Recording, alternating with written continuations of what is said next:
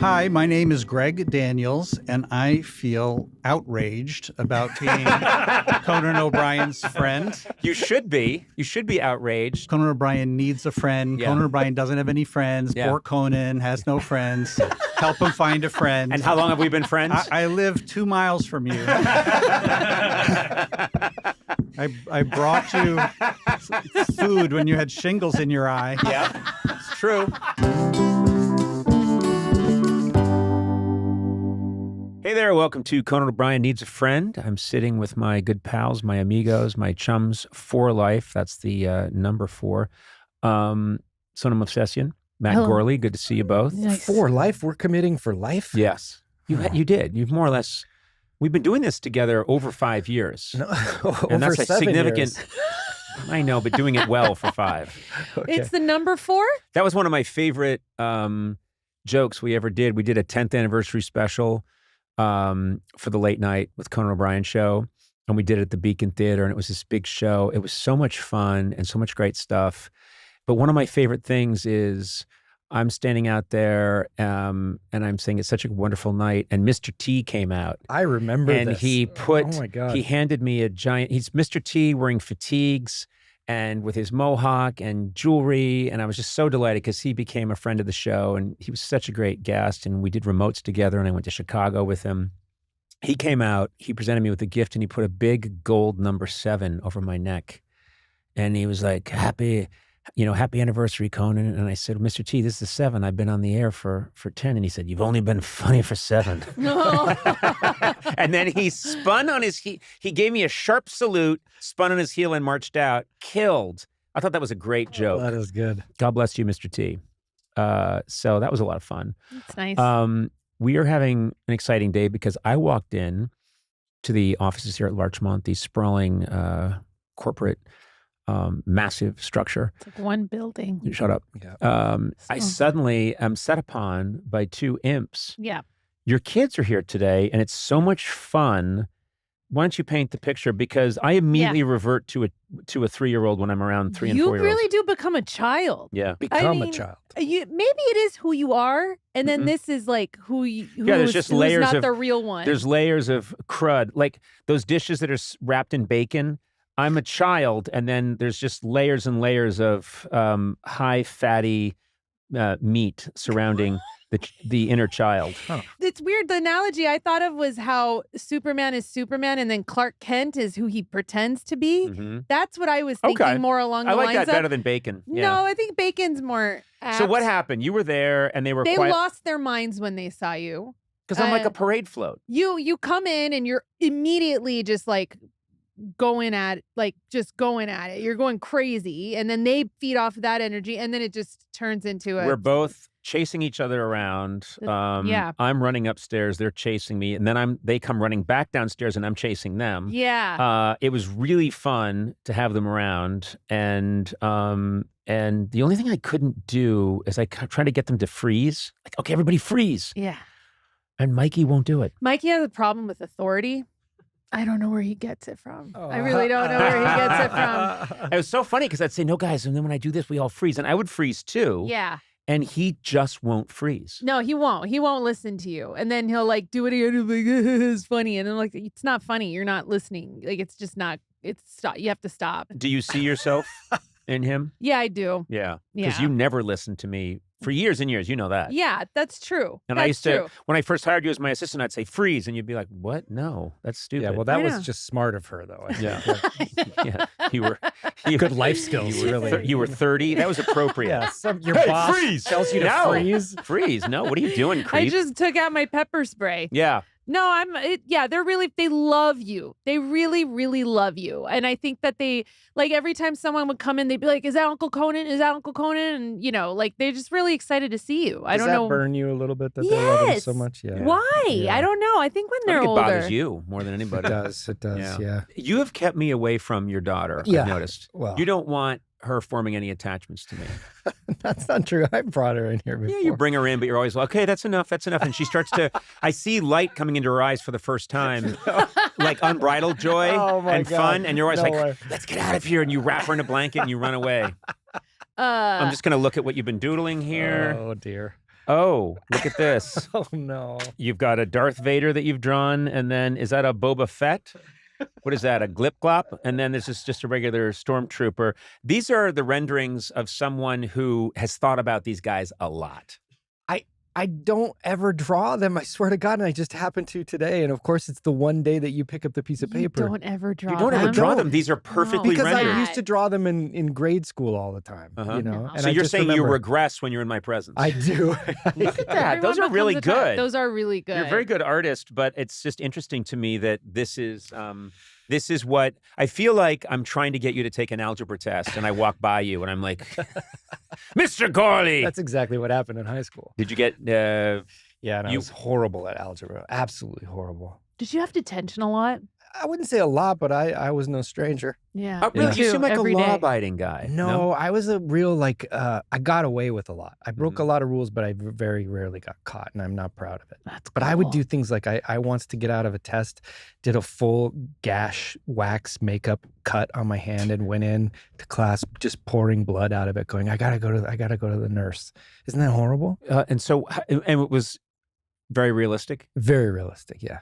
I had it in my glove compartment of my car in high school. God. My brother I Luke, know. we had this woman that, my mom went back to work, my dad was at work, and so she got this woman named Eva Murphy, who was from Prince Edward Island, and she would, help clean the house, and she'd put on a meal for us at 5 o'clock, and she was just sort of there to make sure that there was someone at home, and she did a lot, actually. She was wonderful. But my brother Luke once sorry, Luke, I'm selling you out here, but he spent a lot of time, he used that fake vampire blood, and this was ingenious. He just wanted to play a prank on Eva, but he melted red wax on his hand and his upper arm, so it looked like it had, and then he Jesus. painstakingly put all this blood on it, and it looked like his hand had accidentally fallen into I don't know, Like a wood garbage chipper. disposal. Or Yeah, something. it was shredded. His Yeah. hand looked shredded, and he came running into the kitchen. Was like, ah! Eva Murphy freaked out, and I think Luke then was like, ah! Luke was scared because he just thought he was going to get, oh, you rascal, and instead he came running in with a stump that was shooting blood. Do you know what I mean? It was out of Monty Python, the Holy Grail. Man Oh after my my own God. heart. Yeah, and I remembered I was horrified. Eva was horrified. Luke was horrified. Oh And my God. well, I don't think so. He's kind of a sociopath. But it was quite, that just triggered me. You just brought up a very painful memory for me. Yeah.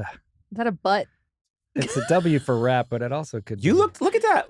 Jesus, can I see that, please? Boobies. So you're out of control today. You just drew boobies. Well, after she said butt, I put some nipples on there. Yeah.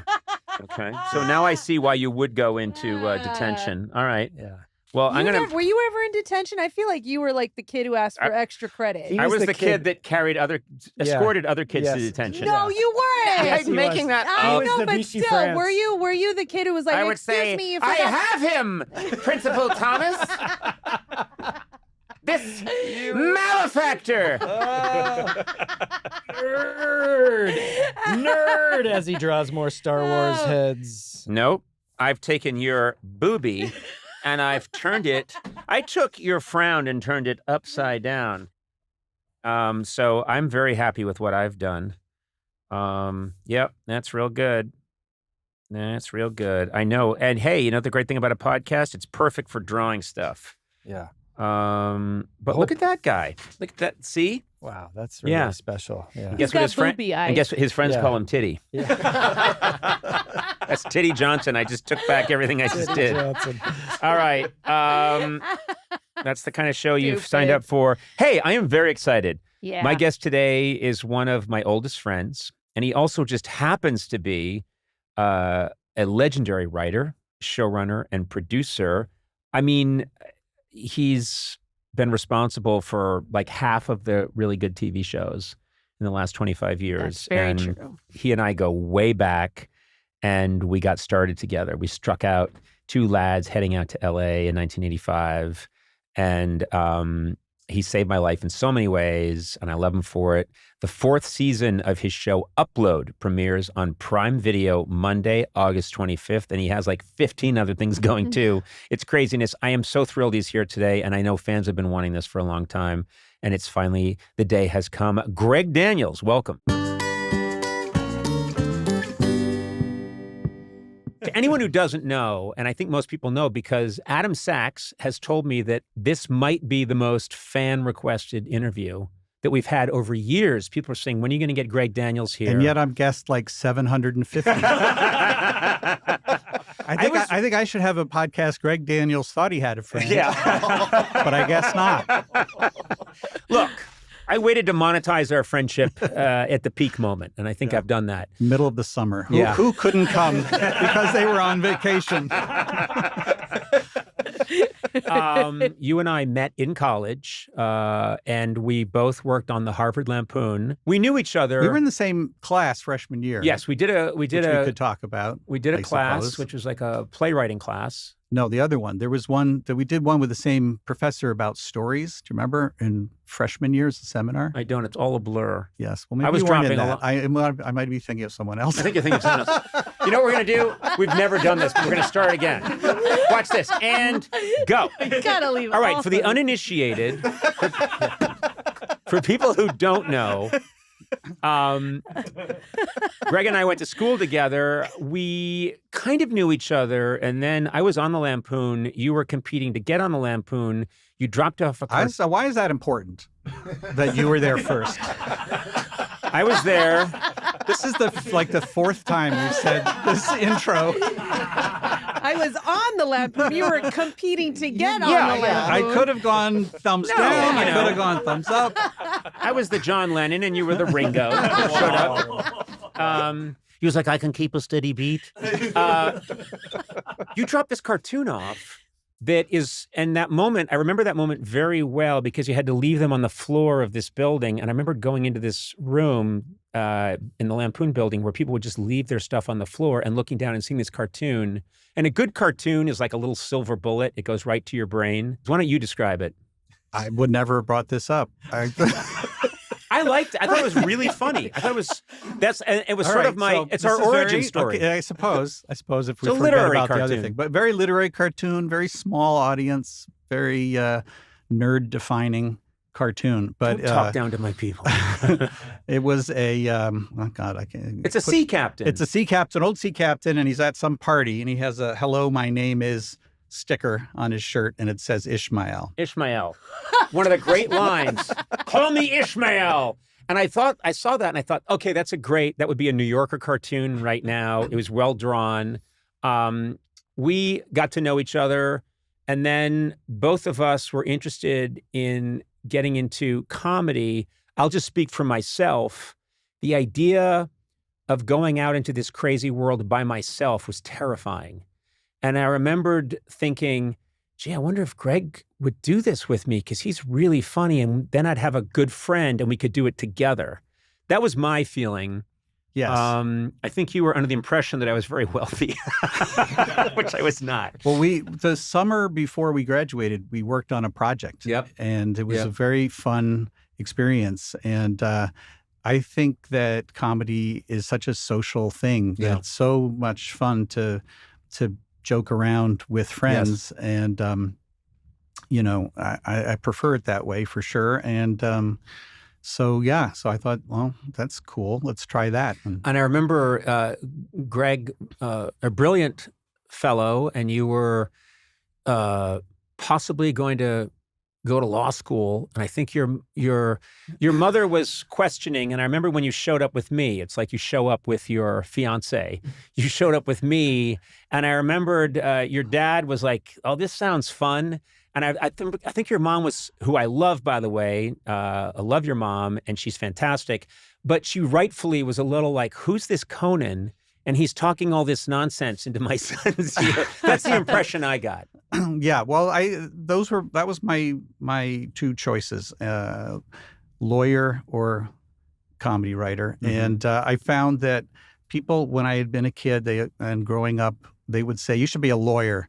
And they always said that when they were mad at me because I was being like really annoying and argumentative. And then sometimes they'd say, you should be a comedian, you should be funny. And they were always saying that when they were happy with me. Oh, that's cool. And I was like, you know what? I think I should probably not go down this path of everybody hating me. Yeah. So. Well,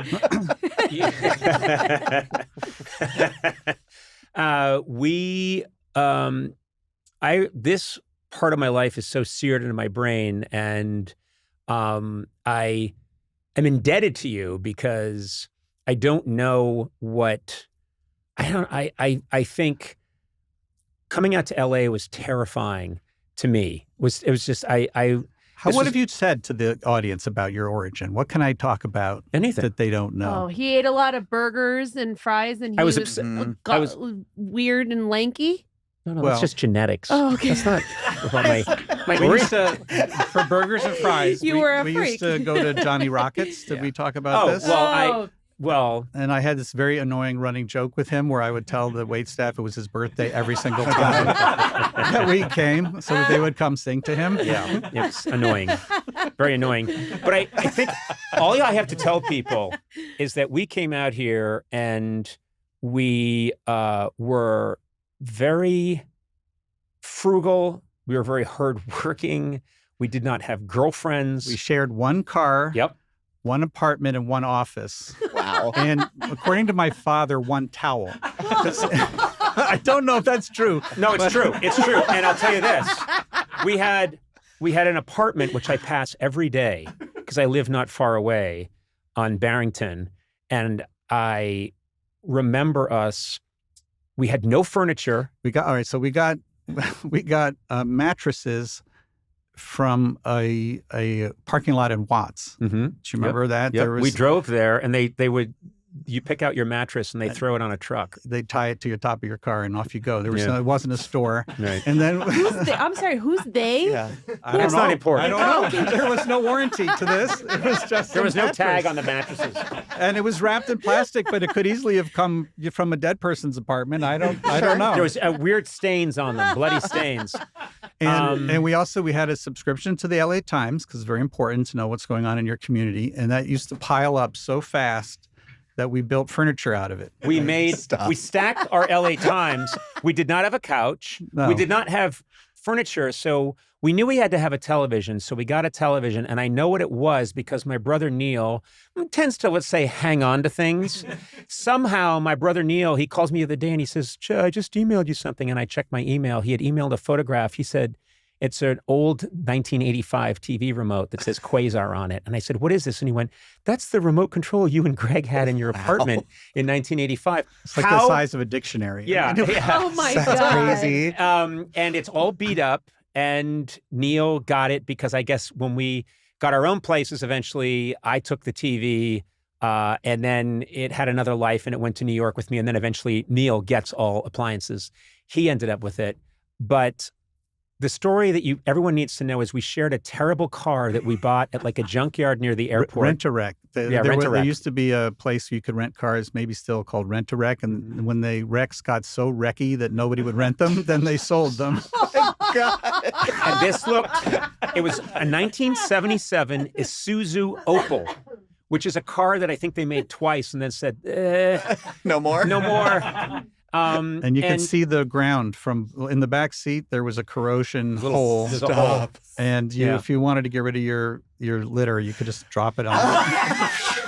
So like that. We were this unit. We were locked in.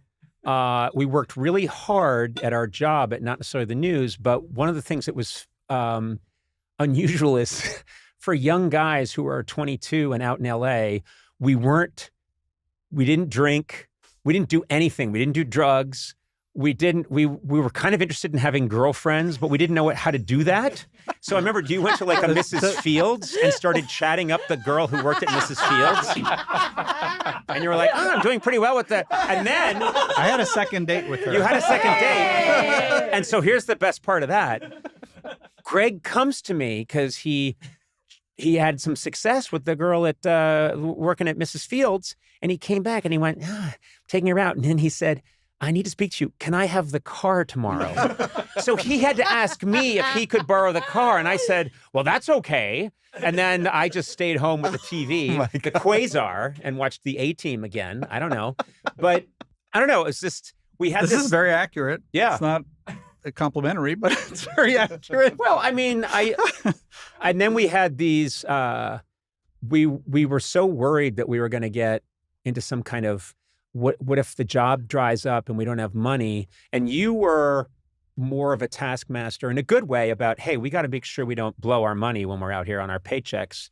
So you found a place called Flaky Jake's. Oh yeah, my Flaky Jake scam. He had a scam at Flaky Jake's. Yes. So Flaky Jake's was great. It was this burger restaurant, and they were very proud of the fact that they baked their own buns, and that you would put the burger on the buns, and then you'd go and they had hundreds of fixings. Like a salad bar, fixings bar. Yeah. And, and the whole thing was, I don't know what, like $8 or something, but they would sell the buns for 35 cents.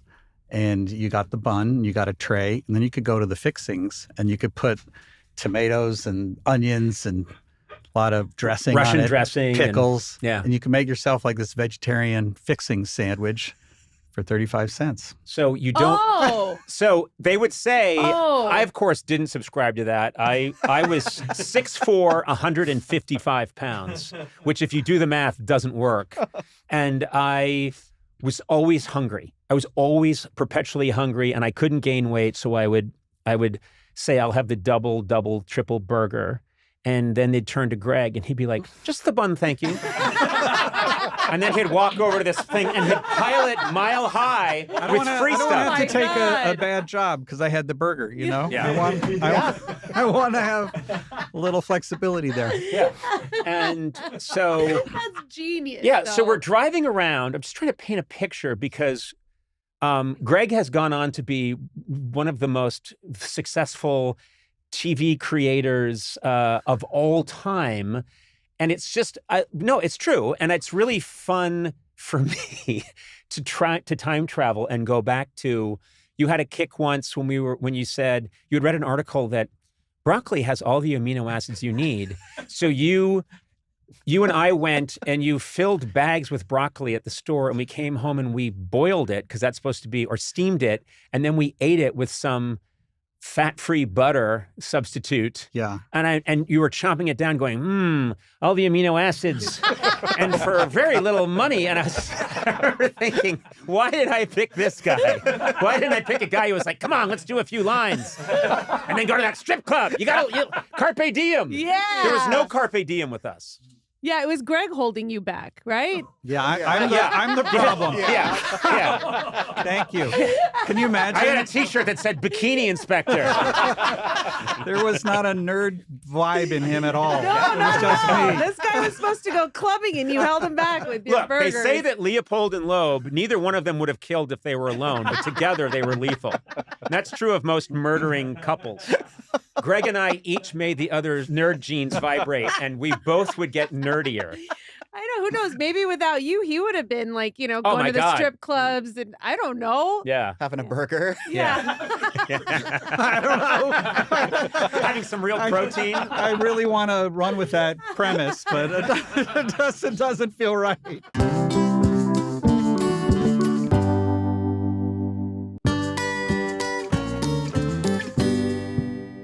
I have such clear memories, and they come back to me whenever I drive past our old haunts. Remember, we eventually get separate apartments. I found a $380 a month apartment from Cynthia Stevenson.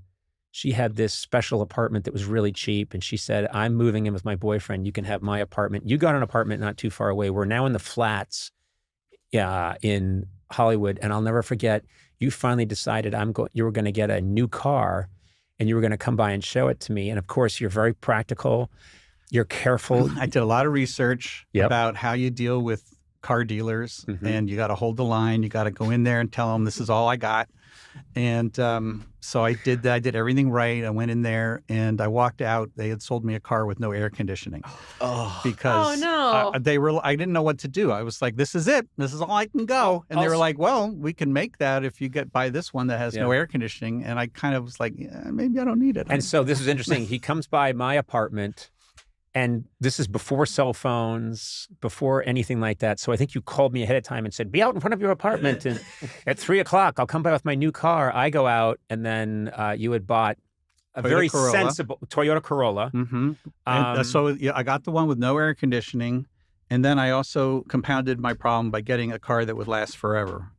That would have no air conditioning for years and years. I got in, and you were a little defensive. I got in, and there was a giant hole in the middle. This is a brand new car, and there's a giant space that you could put a watermelon in the console. And I said, what goes here? And he went, well, that's normally the air conditioner, but I didn't get that. And I Sorry, said, do I sound like that? No. What the fuck?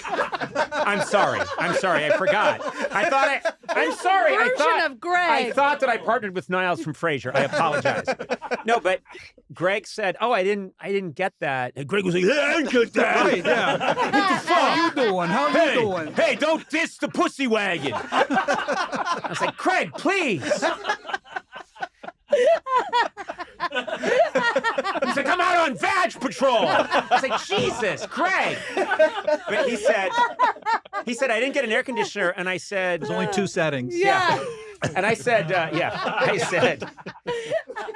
said, I don't know. Don't you need air conditioning? Like, it's fine right now. And it was February. Yes, and it felt really good in the car without the air conditioning. After that, anytime we went to a meeting, he was covered in sweat. He looked like he was having a nervous breakdown. I remember I drove to, I think, to see you in Chicago. Yeah, when you were I did doing Happy Good show with Robert Smigel, Bob Odenkirk. Yeah, And I was going to see you, it was like August, and I drove from LA to Chicago, and I had to sleep during the day and drive at night because it was so hot in the car.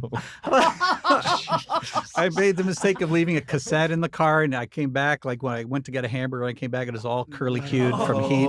Yeah. It was a nightmare car, but I had At least you had a hamburger, though. You treated yourself. Yes.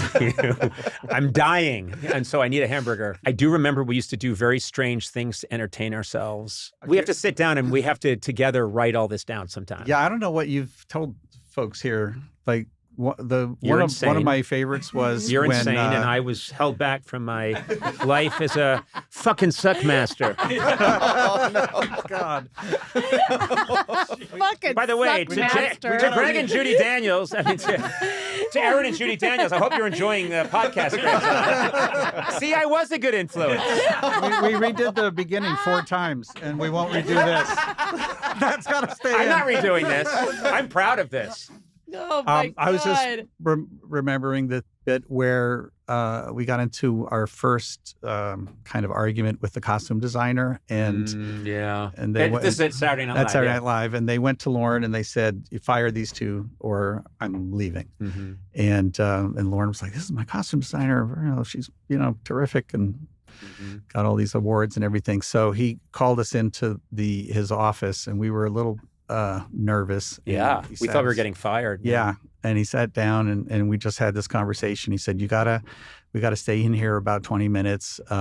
So she thinks I'm yelling at you. And it was terrific. It was great. He was like, I have to be here for 20 minutes and you're in here too. And just so you know, I'm yelling at you right now, but he wasn't. You're right.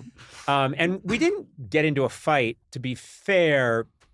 All we did was we wrote a sketch and it had these elaborate costumes, and we went to the place where they were manufacturing them just to check on them, because we thought that's what a good writer-producer does, is check on things. And that apparently was us overstepping our bounds, which, okay, we didn't know that. We were brand new. So yeah, I don't remember we never got into fights with people or yelled at people. No.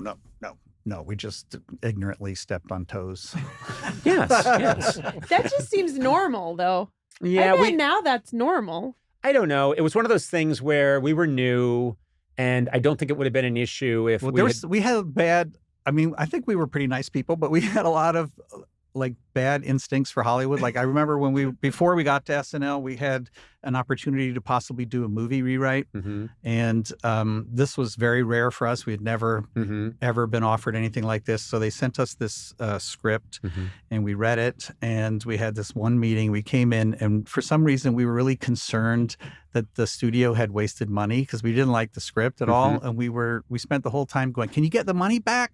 Is that possible?" We were more interested in the studio getting its money back, and we weren't playing the game. Oh. And also, I remember the first meeting we ever had with an agent was Howard Klein. Yeah. We had a meeting with Howard Klein, and Howard was like, okay, well, you guys, there's a good word on you. You're doing a good job. And the next step would be for you guys to do this and this and this. And I cut him off and I said, how does it work if we want to write new lyrics to existing songs? And he said, what do you mean? And I said, well, Elvis Presley had that big hit with Suspicious Minds. What if we just changed it to Suspicious Brains? Can we get paid for that? And he said, get the fuck out of here. I don't know why. Trying to tickle our own brains and be happy. Well, you had this thing. You had this thing where you wanted to put in our contract that if Bob Hope died, Yes. we would be released from our contract. The rules of comedy would have been all different. There's all this boilerplate. Oh, God. We got our first contract, and it was just, we were staff writers on not necessarily the news, and there's just this stuff that, of course, Greg got out his magnified glasses and was do the looking and voice. saying, it says here, well, according to Peensley T. Peensworthy, it says here that Article 4, Section 9, and it says things like that's been in contracts since the beginning of time, literally biblical stuff about fire, plagues, locusts, act of God. And I said, well, there needs to be, I said, Howard Klein, we want a clause in there that if Bob Hope should die, comedy as we know it would be forever changed, and this contract is null and void. And again, he said, get the fuck out of here. Oh, my God. I was like, I was kicked out of his office like 15 times. And Bob Hope just kept living, too. Yeah, he died 6 hours ago, at the age of 150. But I will say I have so many happy memories that I wouldn't have had. I'm an anxious person, and I put a lot of pressure on myself. And Greg was really just a great, Just happy-go-lucky, well, no, pot smoking. Just think Owen Wilson. yeah. Greg should be played by Owen Wilson from the Stick era. No, we just had a lot of fun doing weird things that there's a whole story. It's probably a screenplay where you and I decided to just, I think we had seen in the news that Lady Diana or Princess Diana and her husband, Charles, had just been to Vancouver for like a fair. And we decided. There was the Expo. Expo. It was like Expo 87 Yeah. or something. And we saw an ad where they made it look amazing in the ad. And I think you, as a historian type person, knew about the Chicago Expo of like 1904 or something that was very impressive. And we just managed to convince ourselves that if we missed Expo 87 in Vancouver, we would regret it for the rest of our lives.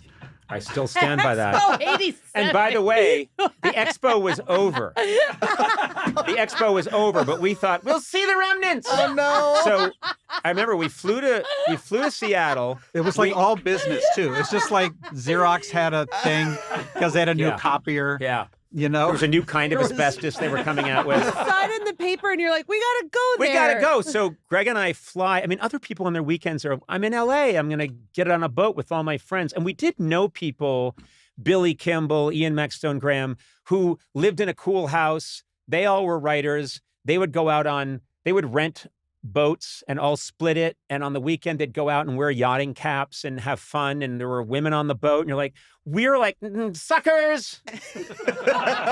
Xerox has a new copier. So we're going to be the first to see it. We're going to have our pictures taken with the new Xerox copier. So we fly to Seattle. And then we drive in of course, the cheapest rental car you can get. Like, Oh my God! the Hyundai bulb, and it's a light bulb that they turn into a car. And we drove that from Seattle to Vancouver, and then we're in our motel room, quickly sussing out that, well, this expo isn't really happening, and it's raining a lot, and all the exhibits are closed, and there's half a Ferris wheel.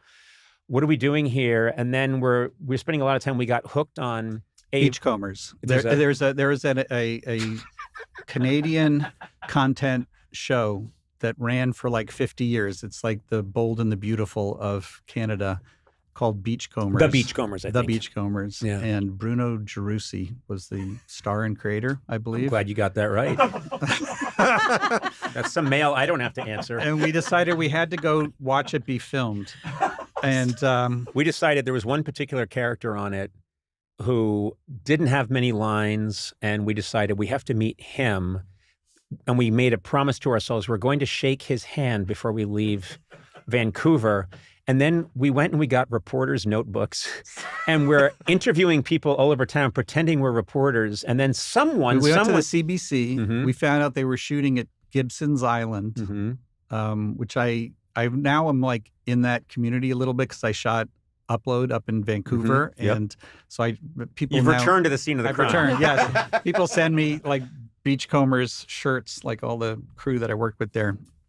But yeah, so we had to get to Gibson's like in time to go back to Seattle to get our flight, and we were running out the clock trying to figure out how to get to the set, and we missed the ferry that goes to Gibson's, and it was the last ferry.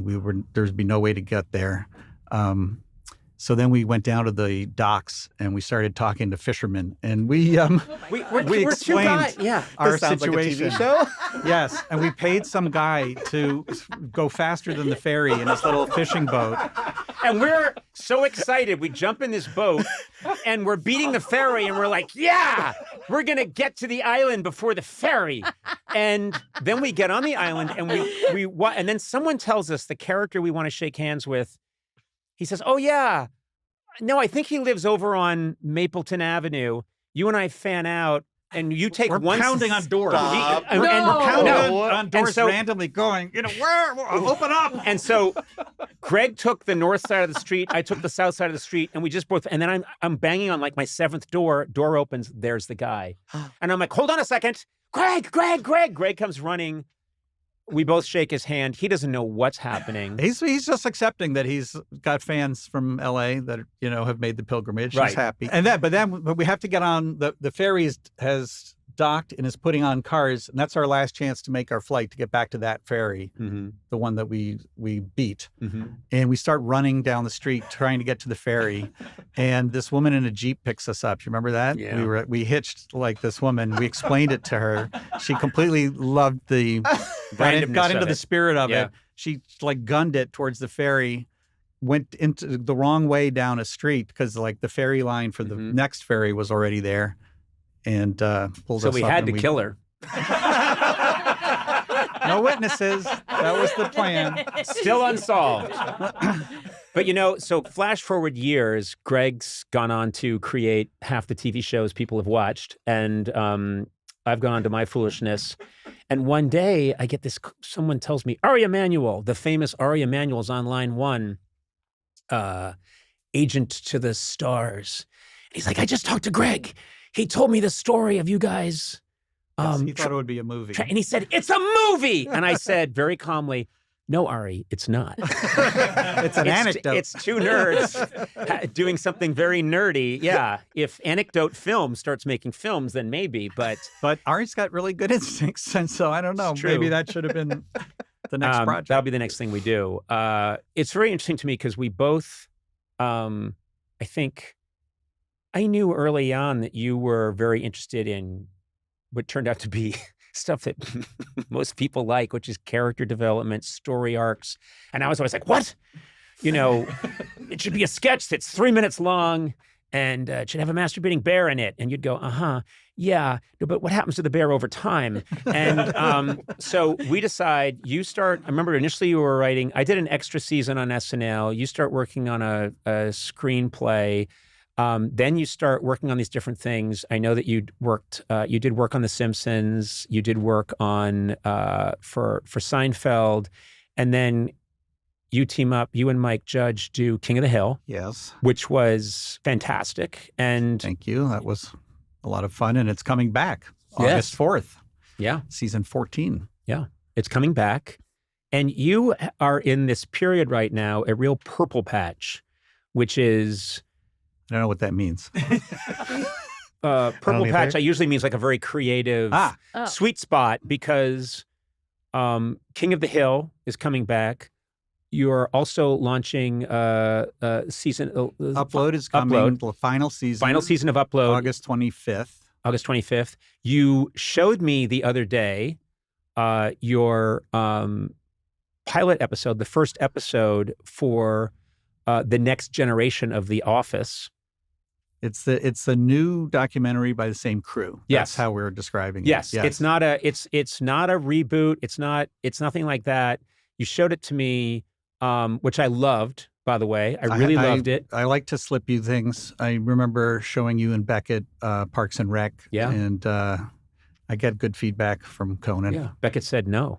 Oh. This can't work. Oh, Yeah. He said, cartoon in Texas? That's not going to work. And he was really vehement about it. Yes. And he was like 5. But yeah, I saw the the episode for this latest show, the pilot, and it starts, if I'm allowed to say, there's we can cut this out if it's not cool, but there's a moment that's very powerful where the documentary crew is trying to find. It starts with them trying to find out what's up with Dunder Mifflin, Yeah. and they find out some stuff, and it leads them in a new direction to a different city. Yeah. And Yeah. in the different city, they stumble upon this historic newspaper, which has kind of turned into a ghost newspaper, which I don't know if you're familiar with that, but that's when some other company buys a local newspaper and fires all the reporters and keeps it going, selling ads, but they just print wire stories. Wire stories, yeah. And so they see this and they kind of go, "Oh, that's an interesting subject for a documentary." And then this guy comes and he doesn't really have a lot of journalism experience. He's been selling toilet paper at another division of the company. Yeah. But he loved being on his college newspaper, and he wants to revitalize this newspaper. He wants to bring it back to a real paper. There's a lot about this new show that is putting a light on how much things have changed. So there's old documentary footage of the old newspaper in Toledo, Ohio. Yeah. And then they contrast it, and you just see 150 people working really hard on these giant machines, putting out the paper. And then you see this young woman who's an important character, but she's working at the paper and she's explaining to the documentary crew what they do. And she's just dragging and clicking AP stories and dropping them. And then a lot of it is just clickbait. And there's a thing that automatically tells you, is this too big an article for this page? Yes, it is. And then she has to pick a different article. And I thought, very smart to make it about this right now, especially. Well, it's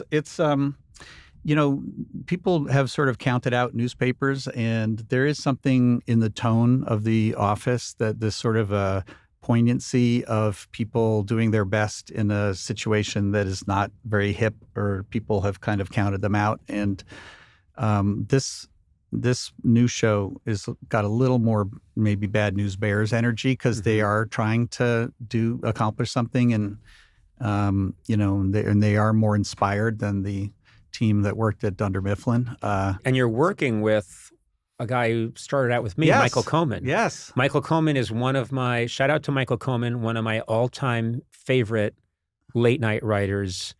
Brilliant guy, really funny. And he has enough on me to put me in jail because he was... Everybody does. I was going to say more than Sona. I think I tackled him 50 times, physically tackled him. Yes, I've seen the battery, assault and battery things that he hasn't filed.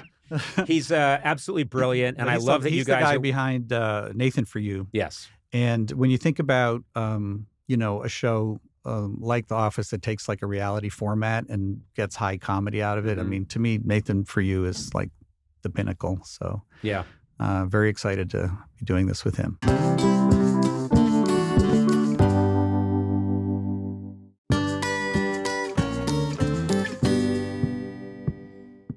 It is a lot. I think you're the busiest person. I'll think of myself occasionally as being very busy, and then I look at what Greg's doing, and you're doing 15 times the amount of work that I'm it's doing. very rare that they all come out the same month. I mean, that's like nuts. The paper is September 4th. So between August 4th and September 4th, I have 3 things coming out. But they've been years in development and working on them and stuff. It's just random that they're... Right. Well, I noticed But that... at least I get an invitation here. I have to do 3 shows. I don't know what some of the other guests do, All 3 but I can't imagine they Yeah. have 3 shows coming out The in only 1 month. guests I interview have an Emmy, a Golden Globe, the whole thing, an Yeah. EGOT, Tony, Oscar. Yeah, I've been rooting for you to get on this, and I've been Yes, waiting. I know. It's up When to will Paula, when right? will Greg's career? Oh, What's yeah. that? He said he called out Paula. That's what Conan's been saying. He said, I want to get you on, but Paula Paula Davis, my who we met She- at SNL. at SNL, Yeah. yes. We met Paula at SNL the first day we showed up there in February of 1988. and I started talking to Paula, and she was sitting behind a desk, and she was really funny and quick. And I said, "Oh, she reminds me of my sister Kate. I like this Paula." Cut to me hiring her the summer of 1993 to be the head booker at Late Night, and she's still with me. A barnacle that cannot be removed. It's funny. I think about. I don't know about you, but I drive around Los Angeles, and when I'm in New York less so because it doesn't have the same associations, but in LA, 85, 86, 87, I'm constantly passing things, and I have a very strong sense memory of you and I being there. You went off to get your ridiculous car. I decided I need to get a different car than this piece of junk we bought at the airport. No. Oh no, yeah, you got a cool car. It Is it like a Dodge Dart or something? It's a Dodge Dart. It's the car they drive on Dragnet. Yes, that was a good one. I wanted a car that looked like I was a narc from 1972. It was a Plymouth Valiant, which is the same thing as a Dodge Dart, pretty much. And it was mustard yellow with a black interior, bench seats. Yeah. And when you turned it off, the engine dieseled, which means it kept going. And I remember going on a date and getting out of the car to go open the door for my date, and opening the door, and I had turned the car off. It was going, and it was like, and just watching it and thinking, well, this isn't going to happen for me tonight. Well, I had a window air conditioner in the passenger side for my dates. The car's a little side heavy. What do you think of, and you know what's really fun, which is a really nice memory for me, my hosting the Emmys, and I thought of this open that connected all the different shows that were Emmy nominated. And my favorite transition, I always wanted to think of a cool way to get from one show to the next. At the time, Lost had just had its first season, was the big, a huge hit, big show. Everyone's talking about it. So I wash up on the Lost. My plane I'm going to the Emmys to host. My plane crashes. I wash up on the beach, and I make myself a hairdryer and get my pompadour going. And then I walk through the jungle. I meet Hurley from Lost. We find what's it called? The hatch. We find the hatch. And he said, we don't know what's down there. And I said, well, I'm going to find out. And I lower into the hatch, and I went to Hawaii and shot this. So I think you can look this thing up online. I go down, and suddenly my feet kick through something, and you cut to my feet going through acoustical tile on a office ceiling, and I fall down onto Dwight's desk. And it's the entire cast, that original cast of The Office, and suddenly I'm in the confessional area where I'm giving my testimony, whatever. Well, you'd actually been like our one celebrity guest star up till that point. That's because right. You guys came to 30 Rock. We went to 30 Rock, and Michael was in New York for a meeting, and he was like showing all of his favorite things, like his local pizza place, Sbarro's, and he thought he saw Tina Fey going into. But it wasn't Tina Fey. Wasn't Tina Fey, just somebody who looked vaguely like her. But then you walked by, and the camera saw you, but he missed you. He missed me. And So I'm going by, and I remember us doing like 2 takes, and I came downstairs from my show.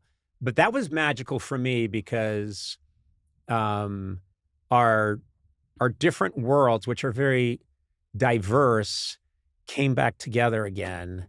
And you were directing me in your big hit show, your second big hit show.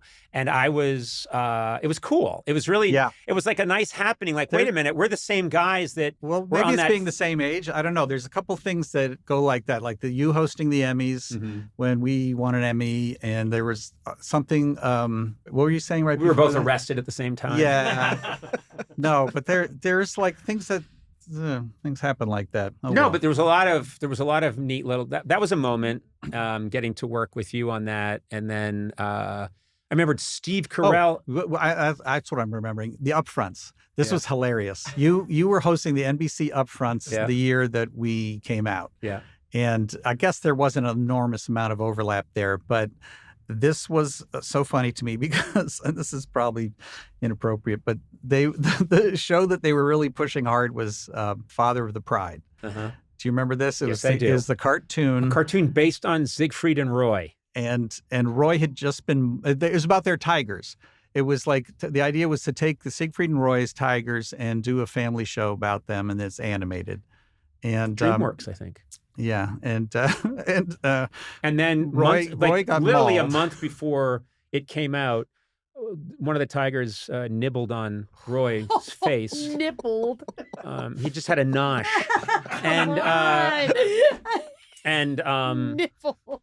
and they were like, "Nope, this is actually good for the show." yeah. I remember they were just like, And "Nope." like they cut to him, right? Like you were on stage with all the advertisers, and they Yeah. decided they'd beam in Roy in bandages, saying, "It's okay, it's okay, Everything's okay." I don't have any Yeah. ill will to my tigers." Yeah, and he was to show that the tiger was with him too, heavily sedated, jaw wired shut. Anyway, yeah, there were all these moments where then our careers would come back together. But all this time, I'll tell you one thing is I've learned a bunch of things about Greg. One is that he doesn't want to just meet me at a restaurant and have a meal. He wants to meet me while we're doing something where our heart rate is up. So you're always saying, I like let's, walking with people. He I likes like walking with people. I don't love having to look into people's faces when I'm talking to them. I prefer some faces. So different. I don't know. Sona, I might make an exception. Hey. Friendly face. Hey. But it's better. It seems better to walk like I know, but it's parallel, right? But it That seems you can talk more. Sometimes it's a little insane where I'll say it'd be really nice to sit down and I'm hungry, I haven't eaten, you haven't eaten. We could sit down and you're like, no. There's I bring a bun with condiments in it for you. He has a big backpack filled with 33-cent buns and coleslaw and pickles. Some things never But change. yeah, and it's just that's still what you want to do. That's what you wanted to do in 1985. My dad always said people don't change; they become more so, and I think that's the case. I think that's why that's what I like about character comedy. Just to talk about that genre, I think that's what people like about it is that you feel that way about your own friends, and then to see somebody on TV, you get to know what their character's like, and to see them act in character over and over again is very, makes you feel like, oh, I know them. That's just like Conan. Conan going like this with his vein popping. Oh, yeah. Yeah. Have you guys seen that? Oh, yeah. We've seen it. I've been medicated since. Yeah, we've seen it. Well, yeah, we were back. I mean, I don't know about you, but I've enjoyed. We have a culture that says, "Oh, you shouldn't getting older is not cool. It's not good." And I just know that I'm happier now because. Well, you're older than me, though. So yes, this is yes. But I was on the Lampoon first. Greg, there's a 2-month.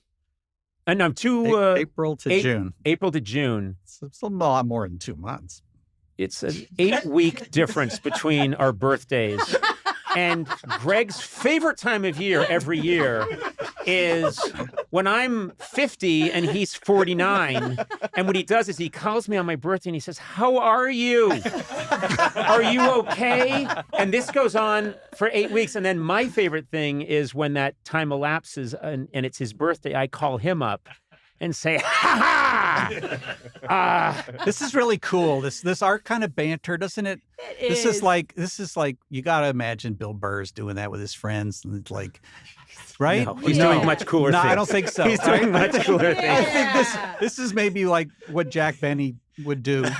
Nope. With George Nope. Burns. We have. Maybe We were. This feels like a very maybe two Mormon comedians who are Yeah. I remember very polite. It was Greg, speaking of birthdays, we were in Westwood together. We were walking around doing nothing. And it was Greg's birthday. And I said, "I've got a birthday present for you. Let's pretend we're firing our talent beams at each other as hard as we can." Oh, my And he was like, God. "What?" And I said, "Just each will be firing our..." And I blasted you and nothing happened. Then you blasted me and I threw my coat off like I had been vaporized and stepped behind a light pole as if you were so much more talented than I that it vaporized me. And I remembered you were pleased. This was Conan's idea of a birthday present to me. Yeah. To one day a year suggests that I might have some talent that Yes. I could do a joke better than Some. him.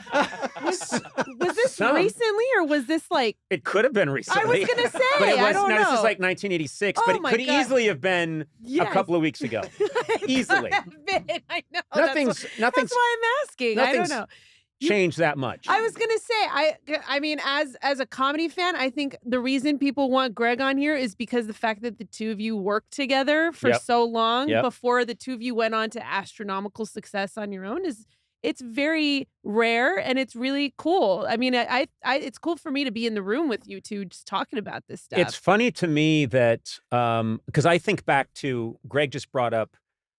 I am a some would say demonic. I have I have various demons, and I would sit and I would be anxious, and so I would grind my hands together. And if something wasn't coming, an idea wasn't coming, I would grind. Greg would lean back in his chair, and he thought that by whipping his head side to side, it would get blood into a part of his brain and create an idea. So I'd be sitting there. If there was a fly on the wall or a secret camera, it would have seen me pushing my hair through my crazy long, pushing my hands through my hair. It's very like With Nail and I, Yeah. the two of us. Yeah. We were There's two a fun weird- reference. Yeah.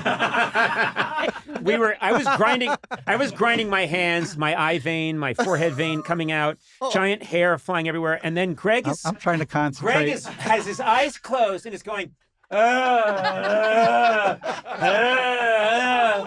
Anyone who came in there would say, you got to medicate them both immediately, right? Yes. Medicate these guys. Well, usually I end these by saying, hey, excited about the new project, but you can't do that with Greg Daniels because it's last season of Upload, continuation of King of the Hill. You have a new show that picks up where The Office, it's the documentary crew that filmed The Office has now gone forward, and they're exploring this newspaper, which is tangentially related to Dunder Mifflin. Did I forget anything?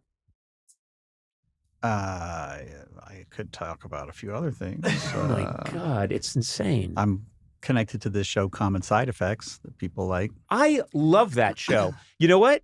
I haven't talked to you about Common Side Effects because you were out of town when Beckett and I binge watched it. I didn't even know you were. I watched the first episode and loved it, and then saw your name. Yes. So Well, I didn't know that you were involved. Mike Judge and I started an animation company about, 5-6 years ago. And so we are producers. And of course, he's very involved in this because he's a voice. And it's done with this amazing animation god named Joe Bennett and Steve Healy, who was a writer on The Office, who you might know. And it's a really good show. I watched it with my daughter Nev, who loves anime. So we watched the first one, and then again, we were like, well, the next one, then the next one, then the next one. Absolutely fantastic. And I started watching it not knowing about your guys' involvement, but have you seen it? I absolutely love it. I've seen the whole thing. And yeah, similar thing. I watched it because I love Scavenger's Reign, which That's I think Joe Bennett's show. Bennett did before. And the CEO, I was like, God, that sounds like Mike Judge. Yeah. Yeah. So, and then I It was like, is, oh my yeah. God, it is. And Greg Daniel, what is it? This? It's an amazing show about kind of conspiracies. It's very funny. The animation's beautiful. It's also really sweet. It's the best animation I've seen in a It's while. incredible. Because Yeah. without giving anything away, watch Common Side Effects. And I've seen it on a bunch of lists as if you're, it's everywhere on these lists, these critics lists of if you're not watching this, then you're an idiot.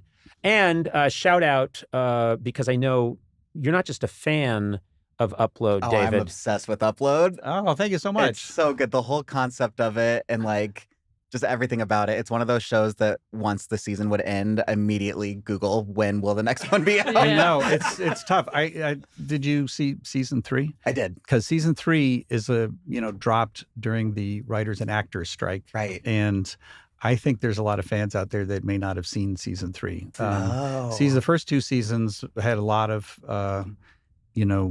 push behind them. And then we weren't able to publicize season 3. So season 4 is the one coming out August 25th. And that is the final season, wraps up all the stories. And, but, if you haven't seen season 3, you can go check it out now. This episode drops August 25th too, so you can. Oh, how do you like that? Comes out today. Upload comes out today. Oh, what everybody. a coinky-dink. I wonder if a publicist was involved. Greg's publicist is Greg wearing a wig. This was cut out on the tree piece, I tell you. Now let's all go to Flaky Jake's for a bun. You're the Mrs. Doubtfire of publicists.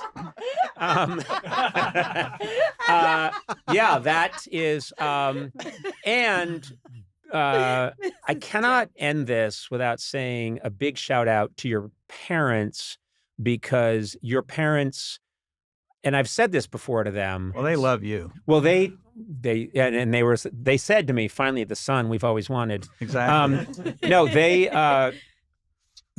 let us. They still want you to go to law school, though. I know. They think I fucked up. Your parents let us use their apartment that first crucial summer when we had no place to live. And I think if they hadn't done that, I don't know what our chances would have been. But that's where we started really working together. It got me out of Boston. It got us both working together seriously. We wrote our packet. We sent it off. Your parents too, though. I remember working out of your parents' house, and we went to see Spies Like Us. They were not. Yeah, that's right. Boy, did we have fun. Yeah, that was a big deal. Yeah. Remember that movie?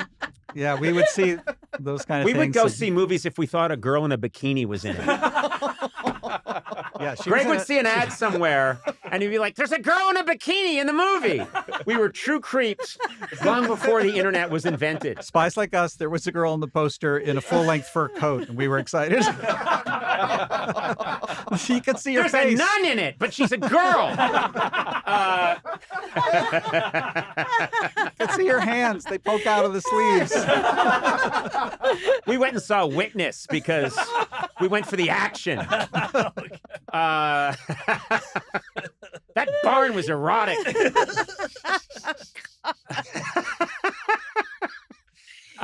Greg, we got to do this again. We've scratched the surface. No, I'm serious. There could be maybe 15 episodes where we talk about us in 85, 86 alone.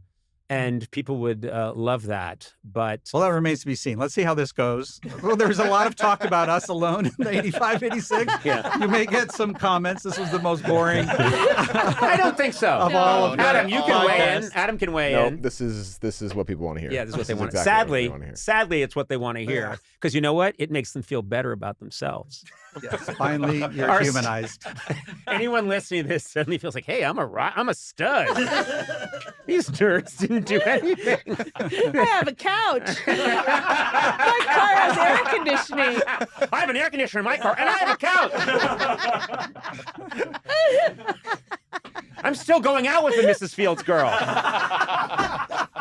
Well, Greg, you're go with God. You're killing it. You're killing it, and I couldn't be happier for you. Thank you. You too. Yeah. I love the show.